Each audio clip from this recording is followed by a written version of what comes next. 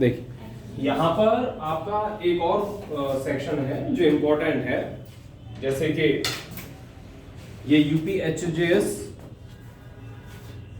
2012 में I think शायद पूछा गया है, मैं कंफर्म करता हूँ। हाँ, यूपीएचजेएस समाप्त 2012 में पूछा गया है। क्वेश्चन यहाँ पर ये है कि control of state government over authority, यानी कि क्या स्टेट गवर्नमेंट की अथॉरिटी के ऊपर कुछ कंट्रोल है, शक्ति है, तो उसके बारे में हम बात कर रहे हैं। Development authority. हाँ, निश्चित रूप से जो भी हम काम कर रहे हैं पहले स्टेट गवर्नमेंट नोटिफाई कर रही है, उसके बाद डेवलपमेंट अथॉरिटी का गठन कर रही है, फिर जाके डेवलपमेंट अथॉरिटी डेवलपमेंट करने के लिए काम कर रही है। तो मेन रूप से जो प्राइमरी सोर्स है उस काम को करने के लिए वो कौन है?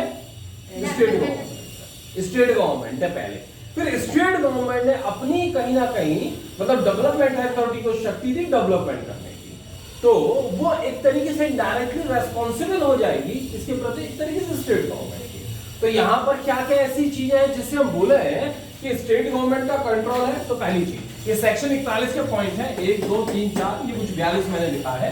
तो सेक्शन 41 का हेडिंग ये है, control of state government. State government का कंट्रोल है अथॉरिटी के ऊपर। पहला पॉइंट है power to issue direction and development authority shall carry out such direction. मतलब स्टेट गवर्नमेंट ने कोई डायरेक्शन दे दिए कि ये चीजें हैं, तो उन डायरेक्शनों को डेवलपमेंट अथॉरिटी पालन करेगी।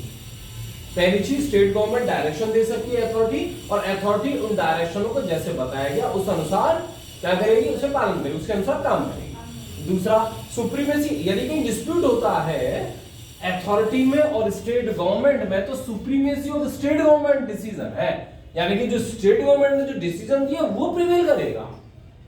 ठीक है ना? स्टेट गवर्नमेंट ने जो डिसीजन दिया है वो प्रिवेल करेगा। यदि कहीं डिस्प्यूट होती है प्राधिकरण या उसके अधिकारी और स्टेट गवर्नमेंट के मध्य, तो ये प्रिवेल करेगा। तीसरा, power to call records of any case, मतलब कोई डेवलपमेंट अथॉरिटी या उसके अधिकारियों ने कोई केस डिस्पोजल किया है और स्टेट गवर्नमेंट को ऐसा लगता है कि मुझे उसकी वैधता वगैरह देखनी है, तो स्टेट गवर्नमेंट क्या कर सकती है? उनको मंगा सकती है। समझ में आया ना? The state government may at any time either on its own motion or on application call for records of any case disposed of or order passed by the authority, है ना, या चेयरमैन, जो भी केस डिस्पोज किए हैं क्या कर सकती है? यदि ऐसा लगता है स्टेट गवर्नमेंट को, तो वो उन रिकॉर्ड्स को मंगा सकती है। उद्देश्य क्या है? For the purpose of satisfying itself as to the legality of proprietary of any order passed or direction issued by it। ठीक है, तो ये चेक करेगी जो कुछ भी दिया है उस अथॉरिटी ने वो सही है, वैध है, इसको चेक करने के लिए वो रिकॉर्ड्स मंगा रही है। एक तो रिकॉर्ड्स केस से संबंधित जो डिस्पोज किए हैं। दूसरा, यहाँ पर जो आपका जो 42 में और भी कोई रिपोर्ट उसे ऐसा लगे जो केस से संबंधित नहीं है, वो भी मंगा सकती है। 42 में लिखा है अथॉरिटी शैल फर्निश, जो अथॉरिटी वो अपनी रिपोर्ट्स को, रिटर्न्स को, अदर इंफॉर्मेशन को स्टेट गवर्नमेंट को देगी। तो यहां भी स्टेट गवर्नमेंट उससे कुछ मंगा भी सकती है। 42 पे एक बार फिर जाएंगे। यहां पर क्या कर रहे हैं हम? केस से संबंधित रिकॉर्ड दे रहे हैं। यहां पर रिपोर्ट अन्य चीजों के बारे में दे रही है, रिपोर्ट्स, रिटर्न्स और अदर इंफॉर्मेशन। और जो आपका लास्ट पॉइंट है 41 का, order of state government shall be final and not to be called in question. जो कुछ भी स्टेट गवर्नमेंट ने किसी चीज के संदर्भ में कुछ बात कही है, तो वो क्या होगी? फाइनल होगी। उस बात को किसी न्यायालय में प्रश्न चिन्ह नहीं किया जाएगा। यहाँ पर जो सुप्रीमेसी दे रखी है वो इसको दे रखी है।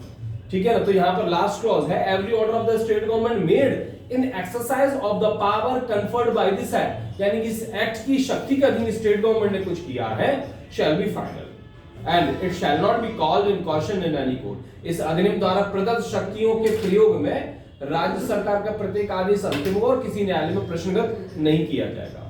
समझ में आया ना? 42 का फर्स्ट क्लॉज ये बोल रहा है रिटर्न्स एंड इंस्पेक्शंस के संदर्भ में है। The authority shall furnish to the state government such reports, return other information as the government may from time to time require। जो भी स्टेट गवर्नमेंट को रिक्वायर लगता है, अपेक्षित लगता है, उन सारी चीजों को अथॉरिटी फर्निश करेगी। कहां पर? स्टेट गवर्नमेंट के पास। दूसरा, without prejudice to the provisions of subsection first, तो स्टेट गवर्नमेंट और any officer authorized by the state government in that behalf may call for reports, return other information, और वो मंगा भी सकती है।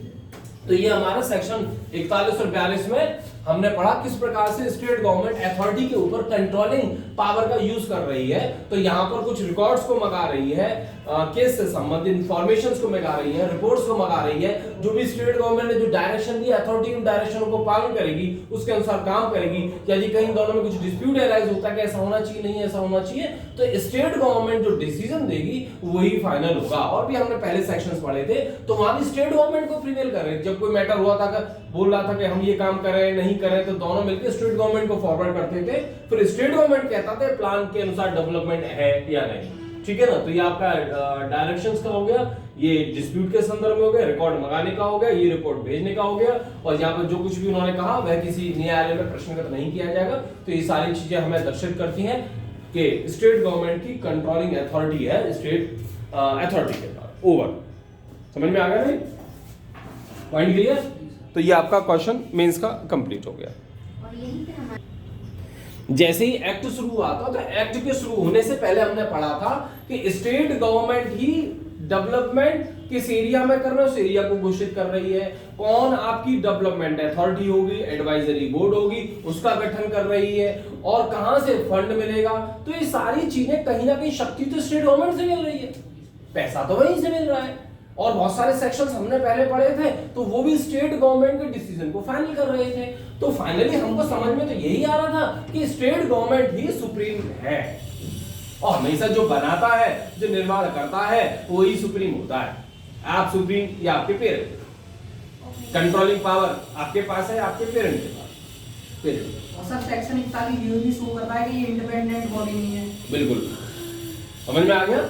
तो इस तरीके से हम शुरुआत कर देंगे और आपका क्वेश्चन कंप्लीट हो जाएगा। इंडिपेंडेंट बॉडी नहीं है, मतलब ये